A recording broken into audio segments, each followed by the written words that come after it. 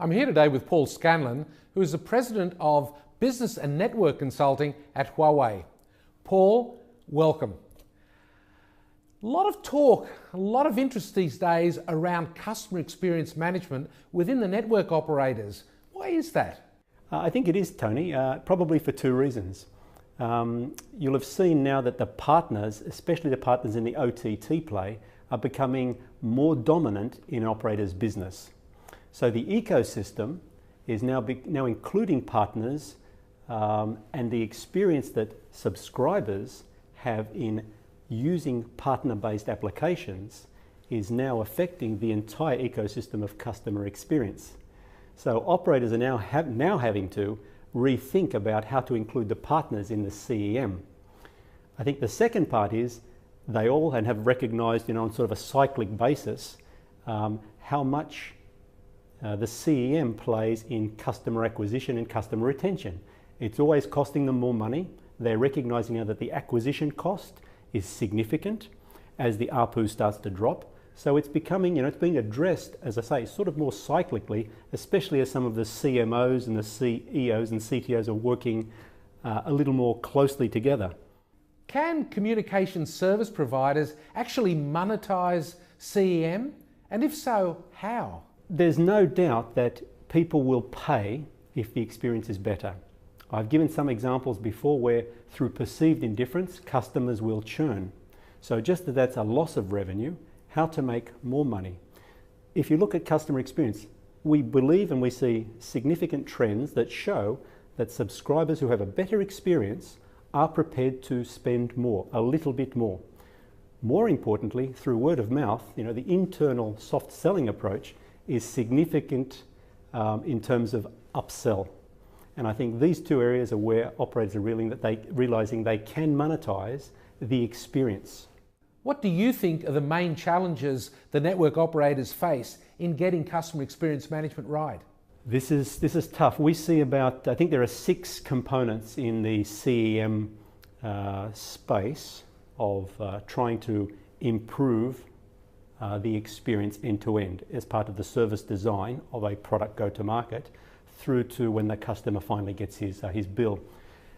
The 2 most important, in my opinion, are how the organization treats customer experience.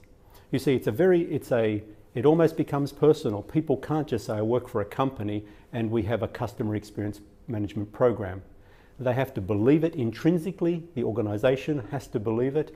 The strategy, the tactics that are used by the CXOs all the way down to the middle and junior layers, they all have to live and breathe customer experience. They need to want people to come to their network, to buy their products, to have a great experience, to say, I love using this network or I love using this product. They have to do that. So that's the first one that's very difficult. It's people, it's cultural change. The second area is, where do operators spend their money? Traditionally, it's easier to say, let's build an LT network, let's build an FTTX network. They're tangible things. I can tick a box, put a cross, build it, it achieves KPIs.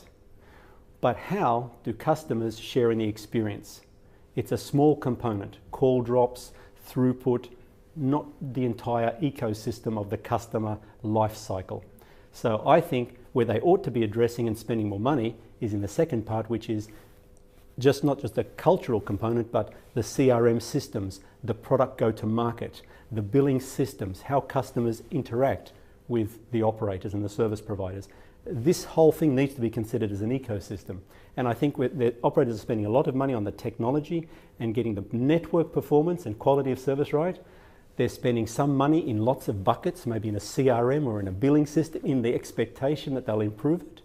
But largely, they're not spending enough money in this ecosystem as they are, say, in the technology domain. And that leads me into the part that really is of interest. How is the investment in customer experience management actually justified? It always has to come back to dollar spent, so return on investment. Where do I spend $1? Where do I get my return from, and how much is the return? If I spend more money in the technology domain, if I spend more money in process re-engineering, where will I expect to see better customer retention, customer value? So CXOs, the entire CXO team, needs to be, and is starting to think more, as you mentioned in your first question, Tony, they need to be thinking about what's the entire ecosystem of customer experience management, the data analytics, the customer database. It's a whole ecosystem, not just about a customer calling and speaking to an operator and saying, I've got a problem, or I want to buy a new product, or can you tell me about something? They need to really look at every dollar they invest in the ecosystem and what's its direct return, because everything comes down to shareholders' money.